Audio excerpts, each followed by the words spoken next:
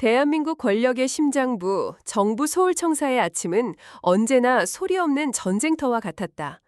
검은색 세단들이 쉴 새 없이 정문을 드나들고 잘 다려진 양복을 입은 엘리트 공무원들의 날카로운 구둣발 소리가 대리석 복도를 울렸다. 이곳의 공기는 대한민국을 움직이는 정책과 결정들의 무게만큼이나 무겁고 엄숙했다.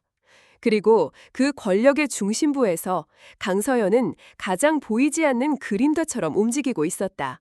35의 그녀는 질끈묶은 머리에 수수한 회색 작업복을 입고 묵묵히 복도 바닥을 닦고 있었다. 그녀의 손에 들린 대걸레는 한치의 오차도 없이 일정한 간격과 힘으로 움직였다. 그녀의 손길이 닿는 곳마다 복도는 거울처럼 반짝이며 권력의 위험을 고스란히 비춰냈다. 그녀가 담당하는 구역은 청사 내에서도 가장 보안이 삼엄하고 중요한 장관급 고위 공직자들의 집무실이 모여있는 19층이었다. 이곳의 공기는 다른 층과 미묘하게 달랐다. 사람들은 더 낮은 목소리로 말했고 더 빠른 걸음으로 움직였다. 보이지 않는 서열과 긴장감이 복도를 지배했다. 하지만 서연은 그런 분위기에 전혀 주눅들지 않았다. 그녀는 묵묵히 자신의 일에만 집중했다. 그녀에게는 장관의 집무실이든 화장실이든 모두 똑같이 깨끗하게 만들어야 할 공간일 뿐이었다. 서연 씨, 잠시 쉬었다 해요. 아침부터 너무 무리하는 거 아니에요? 복도를 순찰하던 나이 지긋한 방호원 아저씨가 걱정스러운 목소리로 말을 건넸다. 아니에요, 팀장님. 이 복도만 마저 닦고 쉴게요. 곧 장관님 오실 시간이라서요. 서연은 언제나처럼 맑은 미소를 지으며 대답했다. 그녀는 지난 한 달간 특유의 성실함과 따뜻한 마음씨로 청사 내 다른 비정규직 직원들 사이에서 평판이 좋았다. 아무도 그녀가 대한민국 검찰 내에서도 호랑이라 불리는 대검찰청 중앙수사부의 에이스 검사라는 사실을 상상조차 하지 못했다. 우리 서연 씨가 제일 부지런해. 저게 자판기 커피라도 한잔 하고 와요. 감사합니다, 팀장님. 서연은 잠시 일을 멈추고 직원 휴게실로 향했다. 그녀는 그곳에서도 사람들의 대화에 조용히 귀를 기울였다. 기획대정부 장관 아들, 그 망나니 또 사고 쳤다며? 어휴, 말도 마. 어젯밤에도 강남클럽에서 술 먹고 행패 부려서 경찰이 출동했다잖아. 아버지가 장관 아니었으면 벌써 쇠고랑 찼을 텐데. 그들의 대화를 듣는 서연의 표정은 변함이 없었지만 그녀의 눈빛은 순간 얼음처럼 차가워졌다. 차민준, 그녀가 이곳에 위장 잠입한 가장 큰 이유 중 하나였다. 그녀는 복도를 지나가며 마주치는 모든 것을 기억하고 분석했다. 장관실 비서들의 미묘한 표정 변화, 복도를 오가는 낯선 방문객들의 정체, 심지어는 파쇄기에 갈려버려지는 서류의 종류까지. 그녀에게 이 청사 전세는 거대한 범죄의 증거들이 숨겨져 있는 광활한 사건 현장이었다. 아무도 몰랐다. 지금 이 권력의 심장부에서 가장 낮은 자의 모습으로 묵묵히 바닥을 닦고 있는 이 여인이 사실은 거하게 뿌리를 뽑기 위해 자신의 모든 것을 던진 가장 날카로운 칼날이라는 사실을. 그녀의 조용한 추적은 이미 시작되고 있었다. 그날 오후 강서연은 특별 지시를 받았다. 기획재정부 장관실에 귀한 손님이 왔으니 19층 VIP 접견실에 다과 준비와 정리를 맡으라는 것이었다. 그녀는 평소와 다름없이 깨끗한 행주와 다과 쟁반을 챙겨 접견실로 향했다. VIP 접견실은 청사 내에서도 가장 호화로운 공간이었다. 통유리창 너머로는 경복궁의 고즈넉한 풍경이 한눈에 들어왔고 실내에는 수천만 원을 혹하는 유명 작가의 그림과 고급 가죽 소파가 놓여 있었다. 서연이 안으로 들어섰을 때 소파에는 젊은 남자 한 명이 다리를 꼬고 앉아 거만하게 스마트폰을 들여다보고 있었다. 그는 기획재정부 장관의 외아들이자 강남의 황태자로 불리는 차민준이었다. 머리부터 발끝까지 값비싼 명품으로 치장한 그의 모습은 엄숙한 청사의 분위기와는 전혀 어울리지 않았다.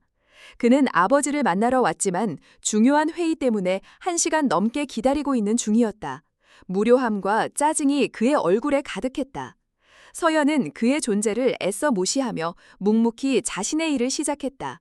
그녀는 테이블 위에 놓인 찻잔을 치우고 마른 행조로 테이블을 닦기 시작했다. 그녀의 움직임은 조용하고 신속했다. 어이! 차민준이 스마트폰에서 눈을 떼지 않은 채 그녀를 불렀다. 서연은 잠시 동작을 멈추고 그를 돌아보았다. 거기 아줌마 말고 당신! 그가 턱짓으로 서연을 가리켰다. 네, 손님, 무엇을 도와드릴까요? 서연이 공손하게 대답했다. 목마른데 시원한 오렌지 주스 같은 거 없어? 여긴 왜 이렇게 센스들이 없어? 죄송하지만 접견실에는 녹차와 커피만 준비되어 있습니다. 필요하시다면 제가 1층 카페에서 직접 사다 드릴 수 있습니다. 됐어, 귀찮게. 그럼 커피나 한 잔 가져와 봐. 최고급 원두로 방금 내린 걸로. 알겠습니다. 잠시만 기다려 주십시오. 서연은 조용히 접견실을 나와 탕비실로 향했다. 그녀가 사라지자 차민주는 처음으로 스마트폰에서 눈을 떼고 그녀의 뒷모습을 흥미롭다는 듯이 쳐다보았다. 작업복을 입고 있었지만 그 안에 감춰진 단정한 몸매와 기쁨 있는 분위기가 그의 시선을 끈 것이다. 잠시 후 서연이 갓 내린 따뜻한 커피를 쟁반에 받쳐들고 돌아왔다. 그녀가 커피잔을 테이블 위에 내려놓으려는 순간 차민준이 그의 손목을 덥석 잡았다. 잠깐! 서연은 놀라 그를 쳐다보았다. 그의 눈에는 불쾌한 호기심이 번들거리고 있었다. 가까이서 보니 생각보다 괜찮네. 아줌마, 나이가 몇 살이야? 손님, 이거 놓으시죠. 서연이 차갑게 말했다. 하지만 차민주는 그녀의 손목을 놓아주기는커녕 더욱 힘을 주어 잡았다. 왜 이렇게 튕겨? 여기서 청소나 하는 주제에 내가 누군지 알아? 이 건물 주인이 우리 아버지라고. 내가 말 한마디면 당신 같은 사람 목숨 하나쯤은 우습게 날아가는 거 몰라? 그의 입에서 나온 천박한 협박에 서연의 눈빛이 순간 날카로워졌다. 하지만 그녀는 감정을 드러내지 않고 침착하게 말했다. 손님, 다시 한번 말씀드리지만 이거 놓으십시오.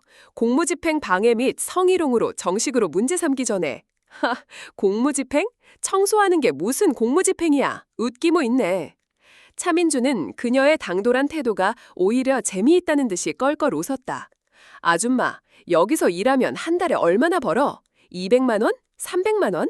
내가 오늘 기분 좋으면 당신 한 달 월급 정도는 팁으로 줄 수도 있는데. 어때? 나랑 오늘 저녁에 데이트 한번 할까? 그는 서연의 손목을 잡은 채 노골적으로 그녀를 희롱하기 시작했다.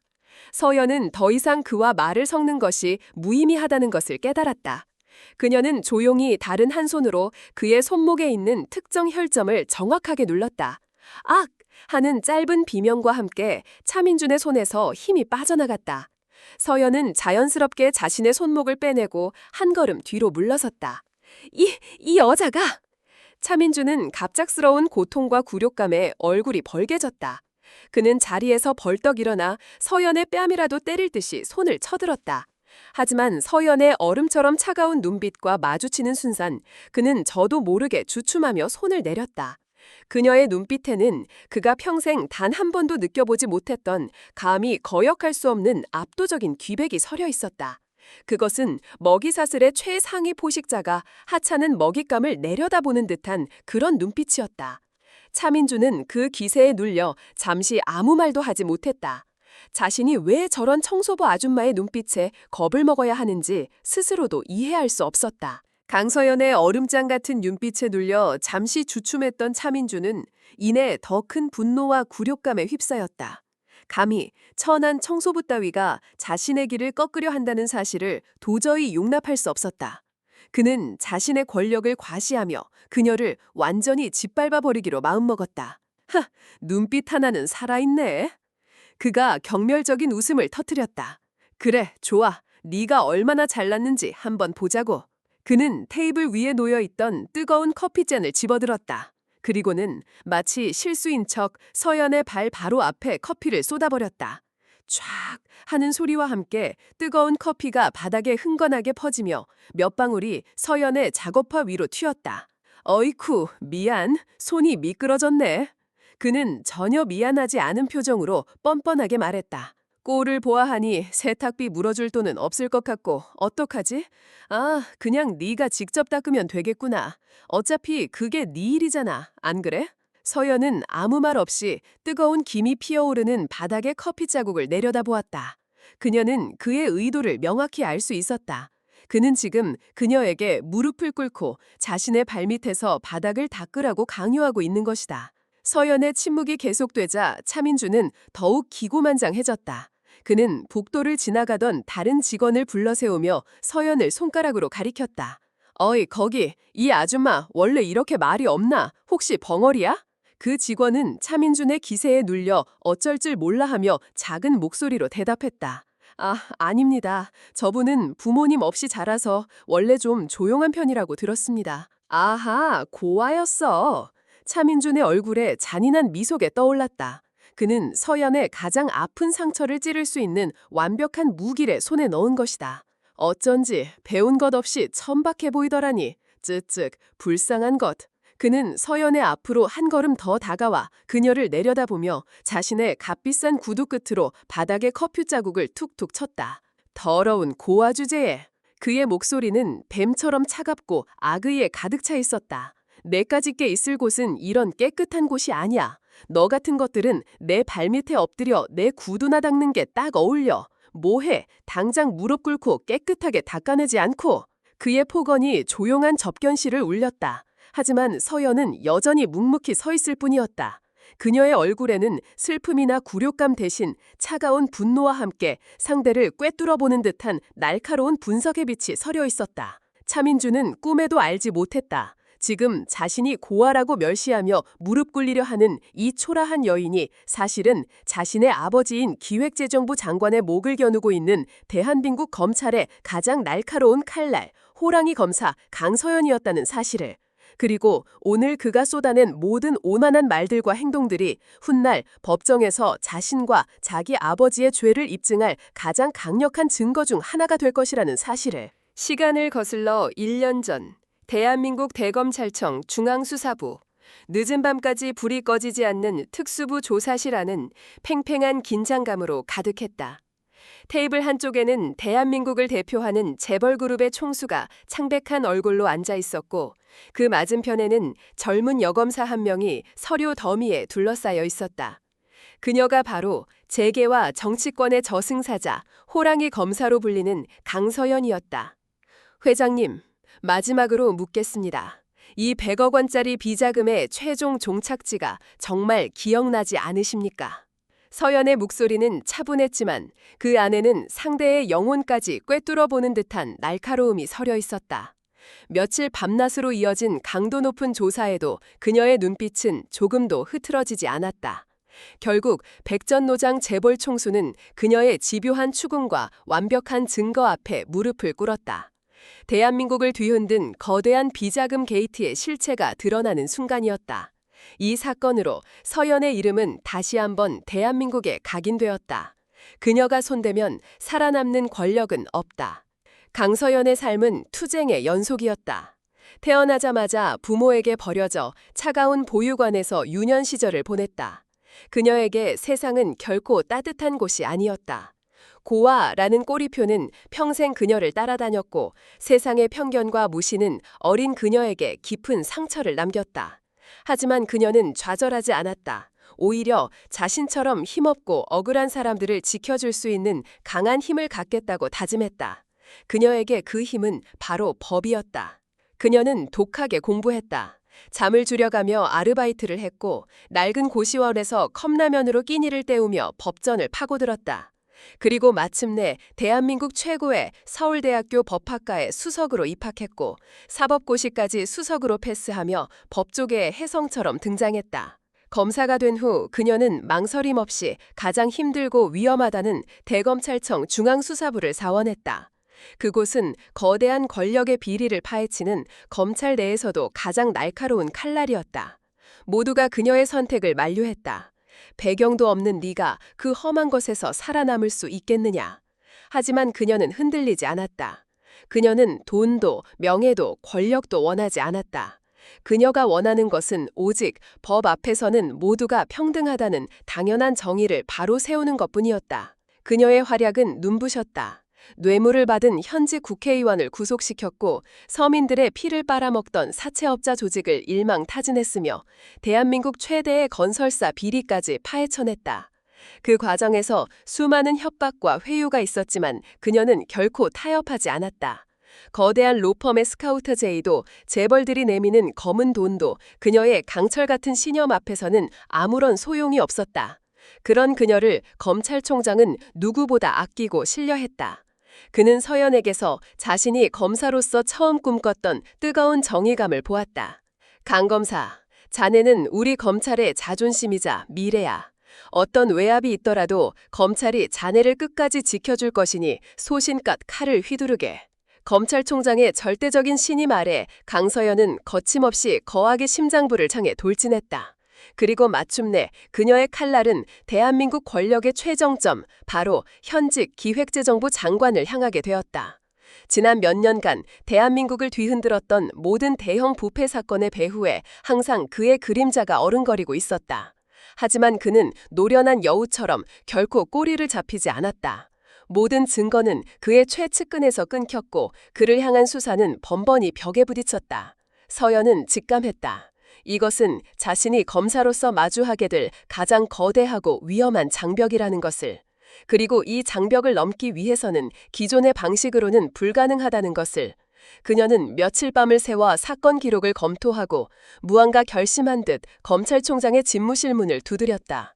그녀의 손에는 그녀의 검사 인생을 통째로 건 가장 위험하고도 대담한 작전 계획서가 들려 있었다. 검찰총장 집무실의 무거운 공기 속에서 강서연은 자신이 밤새워 작성한 보고서를 테이블 위에 올려놓았다. 보고서의 제목은 단 2단어였다. 작전명, 그림자. 검찰총장은 안경 너머의 날카로운 눈으로 서연을 바라보았다. 그는 이미 그녀가 무언가 평범하지 않은 제안을 하리라는 것을 짐작하고 있었다. 강 검사, 차동현 기획재정부 사건 말인가? 그 사건은 이미 우리 특수부의 에이스들이 모두 달려들었지만 번번이 실패했네. 그자는 보통 여우가 아니야. 증거를 남기지 않는 걸로 유명한 인간이지.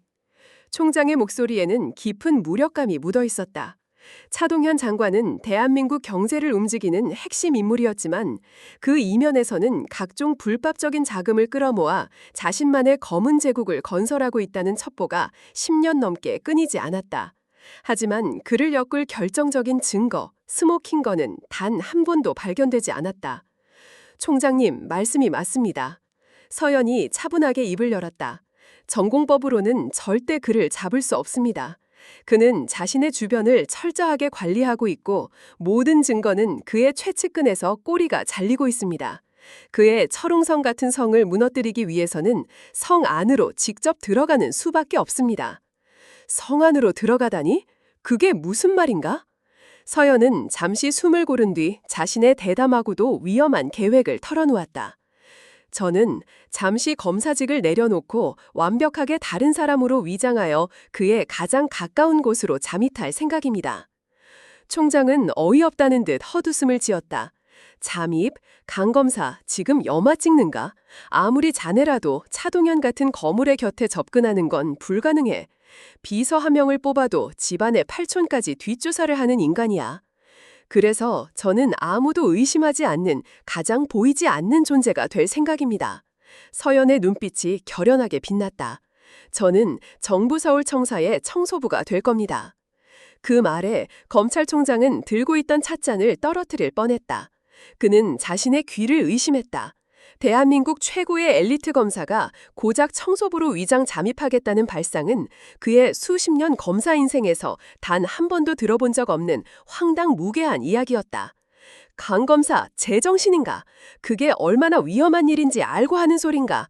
만에 하나 정체가 발각되기라도 하면 자네 목숨뿐만 아니라 우리 검찰 조직 전체가 뒤흔들릴 수 있는 일이야. 절대 허락 못하네. 총장의 격렬한 반대에도 서연은 흔들리지 않았다. 총장님, 이것이 유일한 방법입니다. 차동현 장관은 모든 전자기록을 철저하게 파괴하고 모든 대화는 도청이 불가능한 장소에서만 나눕니다. 하지만 그는 단 한 가지를 간과하고 있습니다. 바로 사람입니다. 아무리 철저한 인간이라도 매일 자신의 곁을 스쳐 지나가는 힘없는 청소부까지 경계하지는 못할 겁니다. 그녀는 자신이 수집한 정보를 펼쳐 보였다. 그는 자신의 집무실 옆 19층 VIP 접견실에서 비공식적인 만남을 자주 가집니다. 그곳은 완벽하게 방음 처리되어 있고 어떤 전자기기도 반입할 수 없는 곳입니다. 하지만 청소부는 차를 나르고 쓰레기통을 비운다는 명목으로 그곳을 자유롭게 드나들 수 있습니다. 그 짧은 순간 저는 그들의 대화를 들을 수도 있고 그들이 무심코 버린 메모지 조각 하나라도 찾아낼 수 있습니다. 그것이 바로 우리가 찾고 있는 결정적인 증거의 시작이 될 겁니다. 그녀의 계획은 치밀했고 논리적이었다. 검찰총장은 그녀의 대담함과 통찰력에 혀를 내둘렀지만 여전히 걱정을 떨칠 수 없었다. 하지만 강 검사, 자네는 우리 검찰의 보배야. 내가 어떻게 자네를 그런 위험한 곳으로 사지로 내몰 수 있겠나. 총장님, 서연이 자리에서 일어나 총장을 향해 고개를 숙였다. 저는 고아로 태어나 새삼의 가장 낮은 곳에서부터 시작했습니다. 저는 그곳의 공기가 얼마나 차갑고 그곳의 사람들이 얼마나 절박한지 누구보다 잘 알고 있습니다. 차동현 같은 자들이 자신의 배를 불리기 위해 빼돌린 그 검은 돈은 사실 제 부모님과도 같았던 가난하고 힘없는 사람들의 피와 땀입니다. 저는 제 과거를 걸고 그리고 검사로서의 제 모든 명예를 걸고 반드시 그를 법의 심판대에 세우고 싶습니다. 그녀의 목소리에는 굳은 사명감과 함께 뜨거운 진심이 담겨 있었다. 검찰총장은 더 이상 그녀를 말릴 수 없다는 것을 깨달았다. 그는 지독한 외로움 속에서도 오직 정의 하나만을 바라보며 괴물들과 싸워온 이 젊은 검사를 진심으로 아끼고 있었다. 그는 깊은 한숨을 내쉰 뒤 마침내 결단을 내렸다. 좋다. 허락하지. 그는 자리에서 일어나 창밖을 바라보며 말했다. 대신 조건이 있네.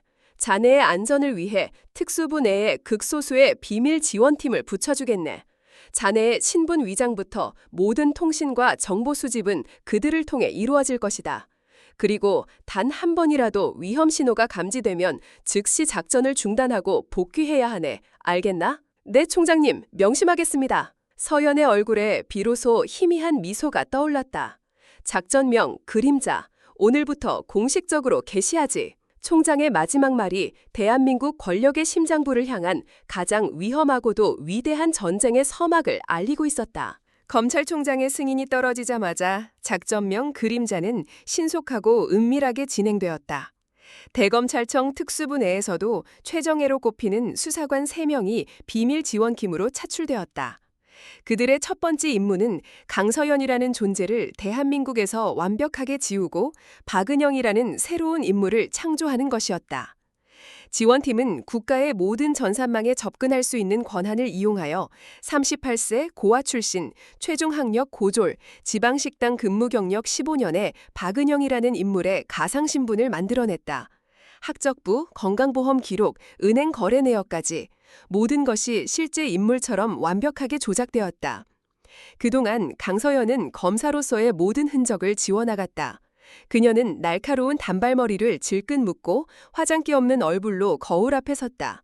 몸에 꼭 맞던 세련된 정장 대신 낡고 헐렁한 티셔츠와 바지를 입었다. 그녀는 더 이상 대한민국 최고의 검사가 아니었다. 그녀는 이제 세상의 가장 낮은 곳에서 살아가는 평범하고 고단한 중년 여성이 되어야 했다. 가장 어려운 것은 24시간 몸에 배어 있던 검사로서의 습관을 버리는 것이었다. 사람을 볼 때 날카롭게 분석하던 눈빛, 논리정연하게 말하던 말투, 한치의 흐트러짐도 없던 자세. 그녀는 그 모든 것을 버리고 약간은 주눅든 듯한 세상사에 무심한 듯한 평범한 사람의 모습을 연습해야 했다. 며칠 후 서연은 비밀 안가에서 청소 전문가로부터 특별 훈련을 받기 시작했다. 그녀는 법전을 공부하던 그 집요함으로 청소의 모든 것을 파고들었다. 수십 가지가 넘는 약품의 종류와 사용법, 대리석 바닥 광택 내는 법, 창문을 얼룩 없이 닦는 기술까지. 그녀는 무거운 청소기계를 직접 다루고 독한 화학약품 냄새를 맡으며 땀을 흘렸다. 처음에는 모든 것이 낯설고 힘들었다. 하지만 그녀는 불평 한마디 없이 묵묵히 모든 훈련을 완벽하게 소화해냈다. 그녀를 가르치던 청소 전문가는 혀를 내둘렀다. 제가 20년간 이 일을 했지만 이렇게 빨리 그리고 완벽하게 배우는 사람은 처음 봅니다. 정말 청소에 재능이 있으시네요. 마침내 모든 준비가 끝났다. 강서연은 박은영이라는 이름으로 정부 서울청사 미화원 채용에 지원했고 평범한 인상 덕분에 별다른 의심 없이 최종 합격했다. 첫 출근 날 그녀는 낡은 회색 작업복을 입고 청사 직원 출입구로 들어섰다. 그녀의 새로운 전쟁터였다. 이제 그녀의 무기는 날카로운 법률 지식이 아니라 낡은 대걸레 한 자루뿐이었다. 그렇게 검찰의 호랑이는 완벽한 그림자가 되어 권력의 심장부로 스며들고 있었다. 그날 VIP 접견실에서의 굴욕적인 첫 만남 이후 차민준에게 강서연은 새로운 장난감이나 다름없었다. 그는 아버지인 차동현 장관을 만나러 온다는 핑계로 이전보다 훨씬 더 자주 정부 청사를 드나들었다. 그리고 그때마다 그는 마치 하이에나처럼 서연의 주변을 맴돌며 그녀를 괴롭혔다. 어이, 고아 아줌마, 아직도 안 잘리고 여기 있었네? 우리 아버지가 마음이 너무 약해서 탈이야. 민주는 일부러 다른 공무원들이 지나다니는 복도 한가운데서 서연이 방금 땀 흘려 닦아놓은 바닥에 보란듯이 음료수를 쏟아버렸다. 어이쿠, 또 손이 미끄러졌네? 이거 닦는 게 당신 일이지. 얼른 치워봐. 미끄러워서 넘어지겠네. 서연은 아무 말 없이 묵묵히 걸레를 가져와 바닥을 닦았다. 그녀의 등 뒤로 민준의 저급한 웃음소리가 들려왔다. 그는 서연이 굴욕을 참아내는 모습을 보는 것에서 변태적인 쾌감을 느끼는 듯했다. 그의 괴롭힘은 날이 갈수록 교묘하고 악랄해졌다. 그는 서연이 청소하는 구역에 일부러 담배꽁초나 과자 부스러기를 잔뜩 버려놓고는 청결 상태가 불량하다며 관리팀에 민원을 넣었다. 서연은 그 때문에 몇 번이나 관리팀장에게 불려가 질책을 받아야 했다. 박은영 씨, 당신 때문에 우리 팀 전체가 욕을 먹고 있어. 똑바로 안 해? 서연은 억울했지만 아무런 변명도 하지 않았다. 그녀는 그저 죄송하다는 말만 반복하며 고개를 숙일 뿐이었다. 이런 그녀의 순종적인 태도는 민준을 더욱 기고만장하게 만들었다. 어느 날 저녁, 퇴근 시간이 다 되어 쓰레기통을 비우고 있을 때였다. 민준이 술에 취한 채 그녀의 앞을 막아섰다. 아줌마, 내가 그렇게 무시하는데도 끝까지 버티는 거 보면 보통 독한 년은 아니네? 혹시 나한테 관심 있어서 이러는 거야? 내 정부라도 되게 해줄까? 그는 역겨운 술 냄새를 풍기며 그녀의 어깨에 손을 올리려 했다. 그 순간 서연의 눈빛이 섬광처럼 번뜩였다. 그녀는 몸을 살짝 비켜 그의 손길을 피하며 얼음처럼 차가운 목소리로 말했다. 손님, 여기서 이러시면 안 됩니다. 공공장소입니다. 하, 여기가 다 우리 아버지 땅인데 내가 뭘 못해? 민준이 고래고래 소리를 질렀다. 그의 소란에 주변을 지나가던 다른 직원들이 힐끔거렸지만 누구 하나 감히 장관의 아들인 그를 말리려 하지 않았다. 그들은 그저 못 본 척 서둘러 자리를 피할 뿐이었다. 권력 앞에서 정의와 연민은 너무나도 무력했다. 서연은 이 모든 상황을 자신의 기억 속에 차곡차곡 쌓아두고 있었다. 차민준의 오만함, 직원들의 비겁한 침묵, 그리고 권력의 부조리함까지. 이 모든 것이 훗날 그녀가 법정에서 휘두를 가장 날카로운 증거가 될 것이었다. 그는 지금 분노를 참아내는 것이 아니었다. 그녀는 그저 호랑이가 사냥감을 덮치기 전 가장 완벽한 순간을 기다리며 숨을 죽이고 있을 뿐이었다. 차민준의 괴롭힘이 일상이 되어가던 어느 늦은 오후였다. 대부분의 직원들이 퇴근하고 청사 19층에는 야근을 하는 몇몇 공무원들과 청소 직원들만이 남아 있었다. 강서연은 장관 집무실 근처의 복도를 마지막으로 점검하고 있었다. 바로 그때였다. 어디선가 희미하게 무언가 타는 냄새가 나기 시작했다. 처음에는 대수롭지 않게 생각했지만 냄새는 점점 더 강해졌고 복도 끝에 있는 자료보관실 문틈으로 희미한 연기가 새어나오고 있었다. 불이야! 서연의 머릿속에 경고등이 켜졌다. 그녀가 소리를 지르기도 전에 복도 천장에 설치된 화재 경보기가 귀를 찢을 듯한 굉음을 울리기 시작했다. 삐익! 동시에 스프링클러가 터지며 복도 전체에 물이 비처럼 쏟아져 내렸다. 평화롭던 청사는 순식간에 아수라장으로 변했다. 여기저기서 사람들의 비명소리가 터져나왔고 야근을 하던 공무원들은 공포에 질려 우왕좌왕했다. 불이야! 불이 났어! 어떡해! 연기가 콜록콜록! 특히 그날도 아버지 사무실에 들렀다가 소파에서 낮잠을 자고 있던 차민준의 공포는 극에 달했다. 그는 잠에서 깨어나 자욱한 연기와 울리는 경보음에 이성을 잃고 비명을 지르기 시작했다. 살려줘! 누가 나 좀 살려줘! 나 여기서 죽기 싫어! 그는 평소에 오만한 모습은 온데간데 없이 그저 겁에 질린 어린아이처럼 울부짖으며 출입구를 향해 무작정 달려갔다. 하지만 이미 복도는 짙은 연기로 가득 차 한치 앞도 보이지 않는 상황이었다. 하지만 단 한 사람, 강서연만은 달랐다. 경보기가 울리는 그 찰나의 순간 그녀의 몸은 이미 움직이고 있었다. 검사로서 수많은 위기 상황을 겪으며 단련된 그녀의 냉철한 판단력이 공포에 질린 다른 사람들과는 다른 행동을 하게 만들었다. 그녀의 첫 번째 행동은 복도 벽에 설치된 비상벨을 눌러 청사 전체에 화재 사실을 알리는 것이었다. 그리고는 젖은 수건으로 코와 입을 막고 몸을 최대한 낮췄다. 모두 진정하십시오. 침착하게 제 말을 따르세요. 서연의 목소리는 연기 속에서도 이상할 만큼 차분하고 힘이 있었다. 그녀의 목소리에 공포에 질려있던 몇몇 직원들이 본능적으로 그녀를 쳐다보았다. 엘리베이터는 절대 안 됩니다. 중앙 계단은 연기가 차서 위험합니다. 모두 저를 따라 동쪽 비상계단으로 대피하십시오. 그녀는 이 청사에 들어오기 전 건물의 모든 설계 도면과 비상 대피로를 완벽하게 외워둔 상태였다. 그녀는 마치 오랫동안 훈련받은 소방관처럼 가장 안전하고 빠른 대피로를 정확히 알고 있었다. 그녀는 겁에 질려 떨고 있는 여직원의 손을 잡고 사람들을 이끌기 시작했다. 모두 몸을 낮추고 벽을 따라 이동하십시오. 절대 흩어지면 안 됩니다. 그녀의 침착한 지휘 아래 우왕좌왕하던 사람들은 조금씩 질서를 되찾으며 그녀의 뒤를 따랐다. 그녀는 사람들을 비상계단으로 이끌면서 동시에 복도 벽에 걸려있던 소화기를 집어들었다.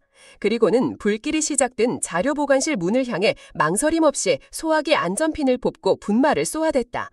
치익 하는 소리와 함께 하얀 분말이 문틈으로 새어나오는 불길을 덮었다. 그녀의 신속한 초기 대응적군에 불길이 복도로 번지는 것을 막을 수 있었다. 사람들을 비상계단 입구까지 안전하게 대피시킨 후 서연은 인원을 확인했다. 그때 한 여직원이 울먹이며 말했다. 저기 김 과장님이 아직 자료보관실 옆 참고에 계신 것 같아요. 천식이 있으셔서 연기 때문에 못 나오신 것 같아요. 그 말에 서연은 단 1초도 망설이지 않았다. 그녀는 다른 직원에게 소리쳤다. 먼저 내려가서 구조대에 상황을 알리세요. 저는 김 과장님을 모시고 바로 따라가겠습니다. 그녀는 다시 짙은 연기 속으로 뛰어들었다. 김 과장님, 어디 계십니까? 제 목소리 들리십니까? 창고 안쪽에서 희미한 기침 소리가 들려왔다. 서연은 소리가 나는 쪽으로 달려갔다. 창고 구석에 나이 지긋한 김 과장이 쓰러져 호흡곤란으로 괴로워하고 있었다. 서연은 자신의 젖은 수건을 그의 코와 입에 대주고 그를 부축하여 일으켰다. 정신 차리십시오. 거의 다 왔습니다. 저를 믿으세요. 그녀는 거의 자기 몸무게만 한 남자를 부축하고 비틀거리면서도 포기하지 않고 비상계단을 향해 나아갔다. 마침내 두 사람이 연기자욱한 복도를 거의 빠져나왔을 때였다. 천장의 구조물 일부가 불길의 열기를 이기지 못하고 쿠루룽 소리를 내며 무너져 내리기 시작했다. 바로 그들의 앞을 가로막은 것이다. 이제 끝났구나. 김 과장이 절망적인 목소리로 말했다. 하지만 서연의 묘는 포기하지 않았다. 그녀는 주변을 둘러보았다. 그리고 자신의 몸을 던져 거대한 캐비닛을 쓰러뜨려 무너지는 구조물 사이에 다리를 만들었다. 과장님, 저것을 밟고 먼저 건너가십시오. 하지만 저는 괜찮습니다. 어서요. 그녀의 희생적인 행동에 김 과장은 눈물을 흘리며 그녀의 도움을 받아 위기를 벗어났다. 그리고 서연이 막 건너오려는 순간 더 큰 구조물이 무너져 내리며 그녀의 퇴로를 완전히 막아버렸다. 그녀는 결국 화염과 연기 속에 갇히고 만 것이다. 강서연이 화염과 연기 속에 갇힌 절체절명의 순간, 복도 끝에서 소방대원들의 다급한 목소리가 들려왔다. 생존자 발견! 2차 진입조! 즉시 진입하여 구조하라! 방화복을 입은 소방대원들이 무너진 구조물을 뚫고 의식을 잃고 쓰러진 서연을 들쳐업고 나왔다. 그녀의 얼굴은 검은 그을음으로 얼룩져 있었고 작업복은 군데군데 찢어져 있었다.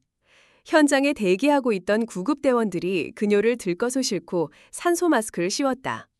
청사 밖으로 대피해 있던 직원들은 서연이 무사히 구조되어 나오는 모습을 보고 안도의 한숨을 내쉬었다. 특히 서연 덕분에 목숨을 구한 김 과장과 다른 직원들은 눈물을 흘리며 그녀의 이름을 외쳤다. 은영 씨, 박은영 씨, 정신 좀 차려봐요. 상황은 곧 정리되었다. 화재는 서연의 신속한 초기 대응 덕분에 자료 보관실 일부를 태운 선에서 진화되었고 그녀 덕분에 단 한 명의 인명피해도 없었다.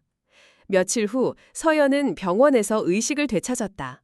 다행히 약간의 연기를 마신 것 외에는 큰 부상이 없었다. 그녀가 병실에서 눈을 떴을 때 가장 먼저 보인 것은 청사 방호팀장이었던 박 팀장이었다.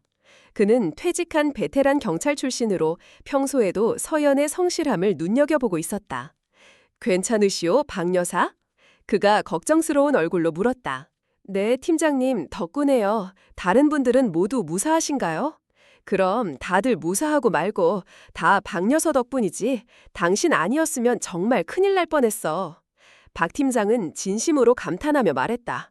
그런데 나는 아무리 생각해도 이상하단 말이야. 평범한 청소 직원이 어떻게 그렇게 침착하게 사람들을 대피시키고 소화기를 다루고 심지어는 자기 목숨까지 던져서 동료를 구할 수가 있지? 박 여사, 당신 정체가 뭐야?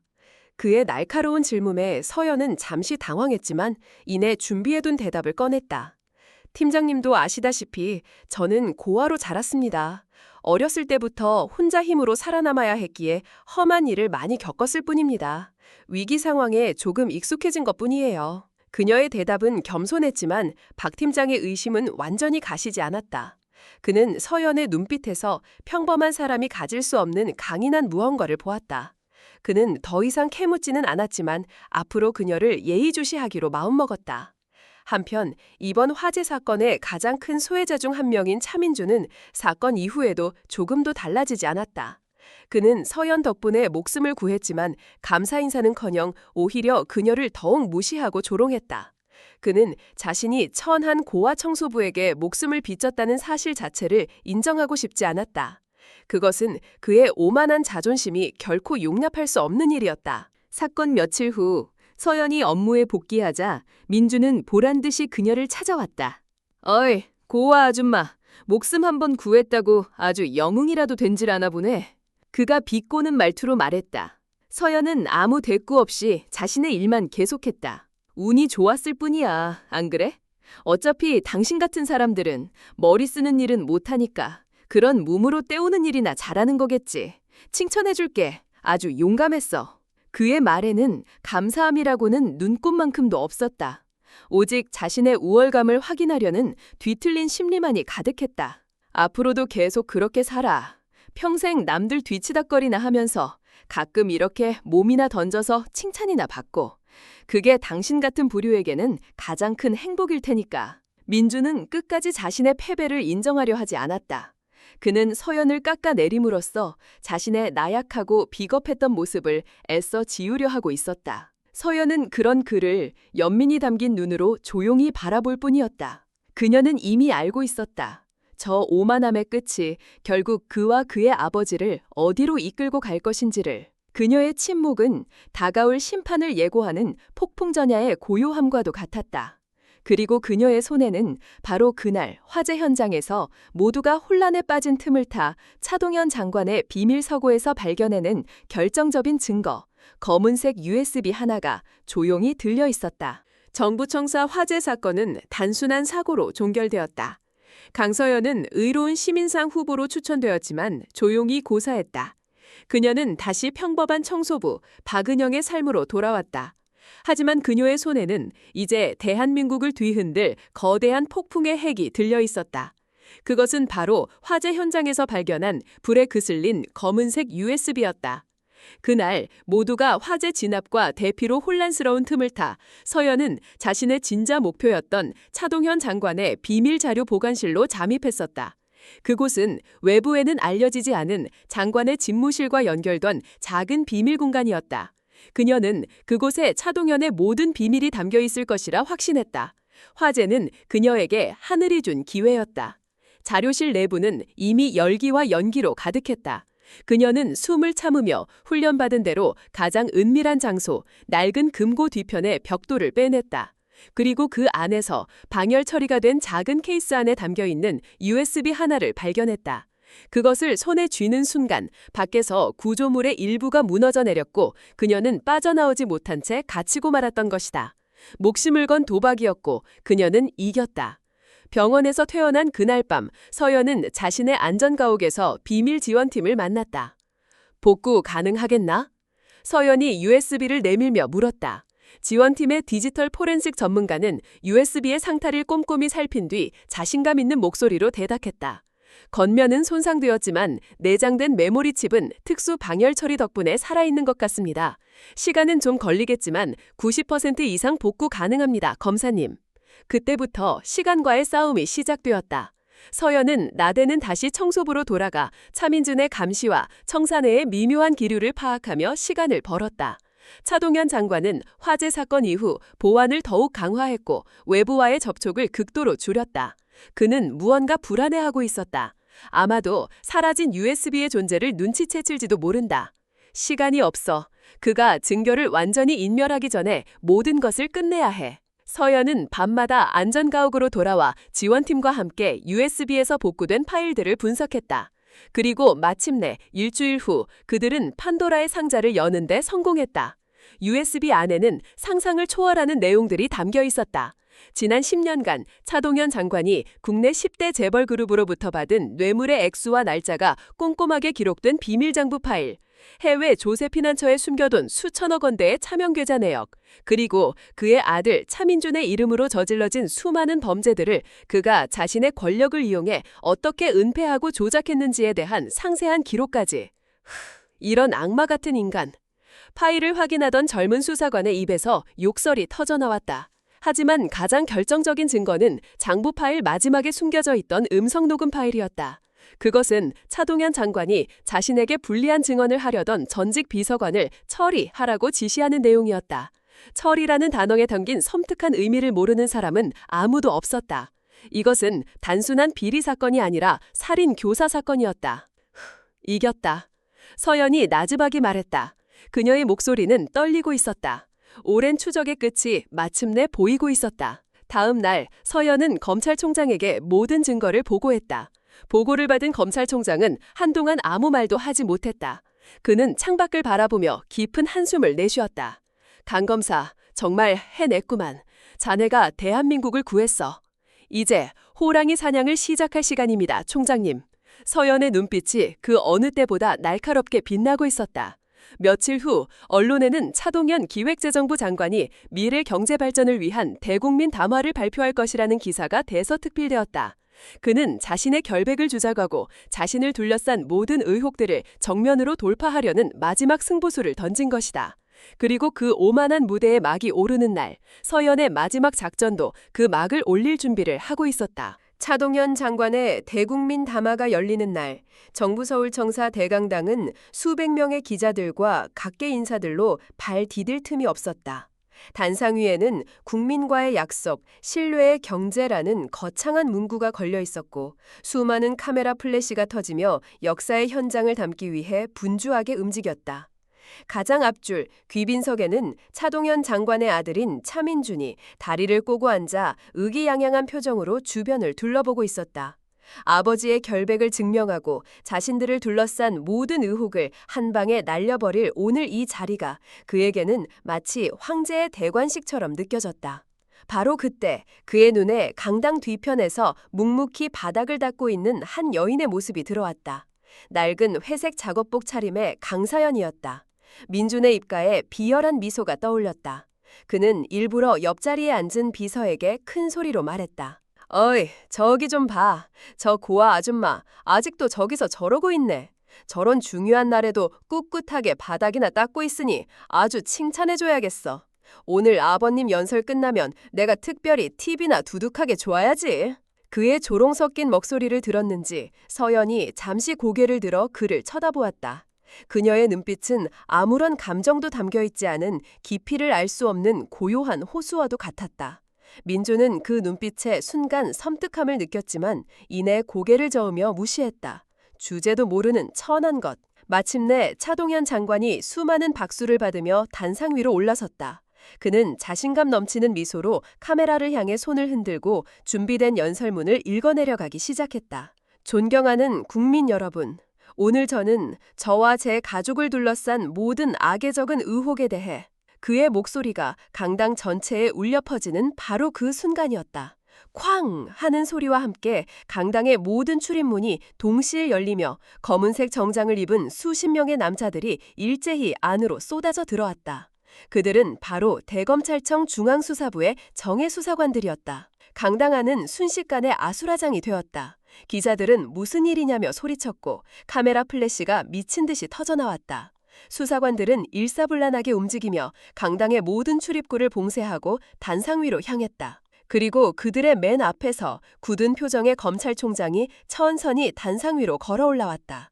그는 연설을 멈추고 당황한 채 굳어버린 차동현 장관의 마이크를 옆으로 밀치고 자신의 목소리로 강당을 압도했다. 차동현 씨. 그는 더 이상 차동현을 장관님이라고 부르지 않았다. 본인은 대검찰청 검찰총장으로서 지금 이 시간부로 당신을 특정범죄가중처벌법상 뇌물수수 및 살인교사 혐의로 긴급 체포합니다. 긴급 체포. 그 한마디에 강당 안의 모든 사람들이 숨을 멈췄다. 차동현 장관의 얼굴이 하얗게 질려갔다. 이게 무슨 짓이오? 증거도 없이 이것은 명백한 정치 탄압이야. 그가 고래고래 소리를 질렀다. 증거는 차고 넘칩니다. 검찰총장이 차갑게 대답했다. 그리고는 손짓을 하자 단상 뒤편에 거대한 스크린 화면이 바뀌었다. 화면에는 차동현 장관이 비밀 장부 파일을 열어보는 CCTV 영상과 함께 그의 목소리가 담긴 음성 파일이 흘러나오기 시작했다. 그 새끼 더 이상 입을 놀리지 못하게 깨끗하게 처리해. 그것은 누구도 부정할 수 없는 명백한 범죄의 증거였다. 스크린에는 연이어 수천억 원대의 비자금 내역과 해외 계좌 정보들이 쉴 새 없이 펼쳐졌다. 차동현 장관은 다리에 힘이 풀린 듯 그 자리에 주저앉아 버렸다. 그의 오만했던 제국이 단 몇 분 만에 잿더미로 무너져 내리는 순간이었다. 가장 앞줄에 앉아 있던 차민준 역시 넋이 나간 채 스크린을 바라보고 있었다.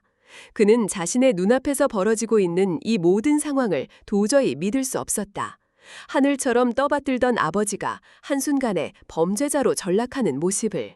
모든 증거 공개가 끝난 후 검찰총장은 마이크를 잡고 강당 뒤편 여전히 묵묵히 서 있는 한 여인을 향해 고개를 돌렸다.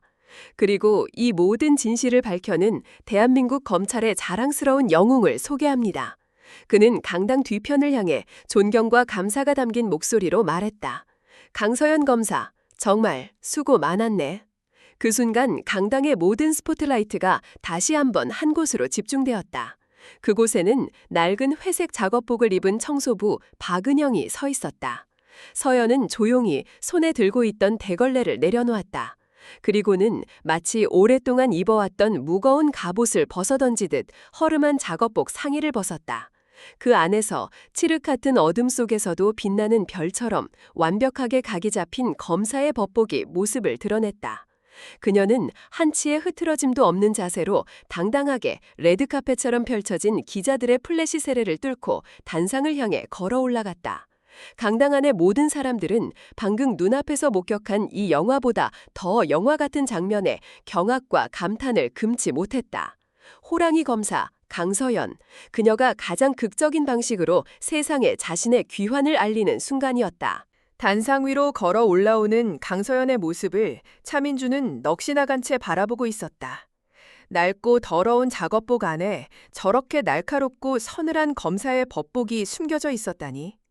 그의 머릿속이 뒤죽박죽 엉키며 현실과 환상이 뒤섞이는 듯했다. 아니야, 아닐 거야. 저건 쇼야. 누군가 아버지를 모함하기 위해 꾸민. 하지만 그의 마지막 부정은 단상 위에 선 서연이 검찰총장에게 절도 있는 목례를 하고 마이크를 잡는 순간 산산조각이 나버렸다. 대검찰청 중앙수사부 검사 강서연입니다. 그녀의 목소리는 더 이상 주눅든 청소부의 목소리가 아니었다. 그것은 수많은 거악들을 법의 심판대에 세워온 대한민국에서 가장 날카로운 칼날의 목소리였다. 그녀의 목소리가 강당 전체에 울려 퍼지는 순간 차민주는 지난 몇 달간의 기억들이 파노라마처럼 스쳐 지나가는 것을 느꼈다. 자신이 고아라고 멸시했던 그 여인, 자신의 발밑에 무릎 꿇리려 했던 그 여인, 자신의 목숨을 구해줬음에도 운이 좋았다고 조롱했던 바로 그 여인, 그 모든 순간들이 사실은 거대한 연극의 일부였다는 것을, 그녀는 처음부터 자신을 그리고 자신의 아버지를 사냥하기 위해 접견한 호랑이였다는 것을, 그는 자신이 얼마나 어리석고 얼마나 하찮은 존재였는지를 깨달았다. 그는 호랑이의 굴에 스스로 기어들어간 가여운 토끼 한 마리에 불과했다. 그의 입에서 의미 없는 신음이 터져가 왔다. 수치심, 분노, 배신감, 그리고 공포, 그 모든 감정들이 한꺼번에 덮쳐오자 그의 이성이 마비되기 시작했다. 바로 그때 수사관들이 단상 아래로 내려와 넋이 나간 채 앉아있던 차동현 장관에게 다가갔다. 철컥하는 차가운 금속성 소리와 함께 그의 손목에 은색 수갑이 채워졌다. 대한민국의 경제를 움직이던 거인의 손목이 너무나도 허무하게 꺾이는 순간이었다. 그의 얼굴은 모든 것을 잃은 자의 절망으로 잿빛으로 변해 있었다. 그 광경을 본 차민준의 마지막 이성의 끈이 툭 하고 끊어지고 말았다. 안 돼! 우리 아버지한테 손대지 마! 이 개새끼들아! 그는 짐승처럼 울부짖으며 수사관들에게 달려들려 했다. 이게 다 전현 때문이야. 저 더러운 고아년이 우리 아버지를 모함한도라고. 그는 단상 위의 서연을 향해 손가락질하며 입에 담을 수 없는 욕설과 저주를 퍼부어댔다. 내가 너를 가만두지 않을 거야. 너 같은 건 내가 반드시 죽여버릴 거야. 하지만 그의 발악은 다른 수사관 2명에게 양팔이 붙잡히며 허무하게 끝나버렸다. 그는 버둥거리며 저항했지만 훈련받은 수사관들의 힘 앞에서는 아무런 소용이 없었다. 이건 놔! 이 개새끼들아! 이건 놓으라고! 그의 처절한 비명소리가 기자들의 카메라 플래시 세례 속에서 공허하게 울려 퍼졌다. 단상 위에서 서연은 아무런 감정도 없는 차가운 눈으로 무너져 내리는 그를 조용히 내려다보고 있었다. 그녀의 눈빛은 말하고 있었다. 이것이 바로 네가 그토록 자랑스러워했던 권력의 민낯이자 내 오만의 대가라고. 수갑을 찬 채 끌려나가던 차동현 장관이 마지막으로 아들을 돌아보았다. 그의 눈에는 눈물이 고여 있었다. 하지만 그것은 후회의 눈물이 아니었다.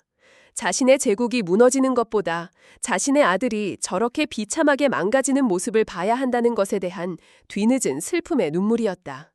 그렇게 대한민국을 움직였던 거대한 권력은 한 여성 검사의 집요한 추적과 용기 앞에 너무나도 허무하게 막을 내리고 있었다. 그리고 그 몰락의 현장에서 한때 황태자로 불렸던 어리석은 남자는 자신의 모든 것을 잃고 짐승처럼 울부짖고 있었다. 호랑이 검사 강서연이 터뜨린 차동현 게이트는 대한민국 전체를 뒤흔드는 거대한 태풍이 되었다. 현지 기획재정부 장관이 비리 혐의로 긴급 체포되는 장면은 모든 뉴스의 헤드라인을 장식했고 연일 새로운 의혹과 증거들이 쏟아져 나왔다. 국민들의 분노는 하늘을 찔렀고 정계와 재계는 그 후폭풍에 휩싸여 한동안 혼란에서 벗어나지 못했다. 몇 달간의 치열한 법정 공방 끝에 차동현 전 장관은 수천억 원대의 뇌물수수와 살인교사 혐의가 모두 인정되어 법정 최고형인 무기징역을 선고받았다. 한때 대한민국 경제대통령으로 불렸던 거물 정치인의 초라한 몰락이었다. 하지만 심판은 거기서 끝나지 않았다. 아버지의 재판이 진행되는 동안 구치소에 수감되어 있던 아들 차민준 역시 과거의 죄들이 하나둘씩 수면 위로 드러나며 법의 심판을 받게 되었다. 그가 과거 저질렀던 수많은 폭행, 음주운전, 마약 투약 혐의들이 피해자들의 용기 있는 고소와 함께 다시 재수사되기 시작했다. 그리고 그중에는 강서연이 청소부로 일하던 시절 그에게 당했던 모욕과 폭행 미수 혐의도 포함되어 있었다. 검찰은 정부청사 CCTV 영상과 당시 현장을 목격했던 다른 직원들의 증언을 확보하여 그를 정식으로 기소했다. 법정에 선 차민준은 완전히 다른 사람이 되어 있었다. 값비싼 명품옷 대신 죄수복을 입은 그의 얼굴에는 과거의 오만함은 온데간데 없고 모든 것을 잃은 자의 공허함과 절망만이 남아있었다. 그는 자신의 모든 혐의를 순순히 인정했다. 재판정의 검사석에는 그의 운명을 결정지을 강서연 검사가 앉아 있었다. 그녀는 더 이상 청소부 박은영이 아닌 대한민국의 정의를 대표하는 검사 강서연으로서 그를 마주했다. 모든 사람들은 그녀가 차민준에게 법정 최고형을 구형하여 그에게 철저한 복수를 할 것이라 예상했다. 그가 그녀에게 저질렀던 모욕은 단순한 폭행을 넘어 한 인간의 존엄성을 짓밟은 용서받기 힘든 죄였기 때문이다. 하지만 서연의 선택은 모두의 예상을 완전히 빗나갔다. 그녀는 피고인 차민준을 향해 어떤 개인적인 감정도 섞지 않은 오직 법률가로서의 차분한 목소리로 논고를 시작했다. 그리고 그녀의 입에서 나온 마지막 구형량은 모두를 놀라게 만들었다. 모두가 숨죽인 법정안, 강서연 검사의 목소리가 낮고 단호하게 울려 퍼졌다. 존경하는 재판장님, 검찰은 피고인 차민준의 모든 혐의가 명백히 유죄라고 판단합니다. 그가 휘두른 폭력과 오만은 한 개인의 일탈을 넘어 우리 사회의 병든 단면을 보여주는 중대한 범죄입니다. 그는 마땅히 법의 엄중한 처벌을 받아야 합니다. 방청석에 앉아있던 기자들은 바쁘게 타자를 쳤다. 모두가 중형 선고 불가피라는 헤드라인을 떠올리고 있었다. 차민준 역시 고개를 숙인 채 다가올 자신의 운명을 기다리고 있었다. 하지만 서연의 다음 말은 법정 안의 모든 사람들을 충격에 빠뜨렸다. 하지만 그녀는 잠시 말을 멈추고 피고인석의 차민준을 똑바로 바라보았다. 검찰은 또한 피고인에게 진심으로 반성하고 새로운 사람으로 거듭날 수 있는 마지막 기회를 주는 것 또한 법이 추구해야 할 중요한 가치라고 생각합니다. 진정한 처벌은 단순히 한 인간을 사회로부터 격리시키는 것이 아니라 그가 자신의 잘못을 진심으로 뉘우치고 타인의 고통을 이해하는 법을 배우게 하는 것이기 때문입니다. 그녀는 재판장을 향해 자신의 최종 의견을 말했다. 이에 검찰은 피고인 차민준에게 징역 2년에 집행유예 3년, 그리고 500시간의 사회봉사명령을 구형하는 바입니다. 단, 그 사회봉사는 피고인이 평생 가장 멸시해왔던 가장 낮은 곳에서 땀 흘려 일하는 것으로 명해 주시길 재판장께 간곡히 요청드립니다. 피고인은 그곳에서 돈과 권력보다 더 중요한 인간 존중의 가치를 배우게 될 것입니다. 서연의 구형에 법정은 술렁였다. 너무나도 관대한 처벌이었기 때문이다. 하지만 그 누구도 그녀의 선택에 이의를 제기하지 못했다. 그녀의 말 속에는 개인적인 복수심을 넘어선 더 깊고 숭고한 정의에 대한 확신이 담겨 있었기 때문이다. 차민준은 고개를 들어 믿을 수 없다는 표정으로 서연을 바라보았다. 그의 눈에서 태어나서 처음으로 뜨거운 참회의 눈물이 흘러내렸다. 몇 달 후 계절이 바뀌고 세상이 차동현 게이트의 충격에서 서서히 벗어날 무렵이었다.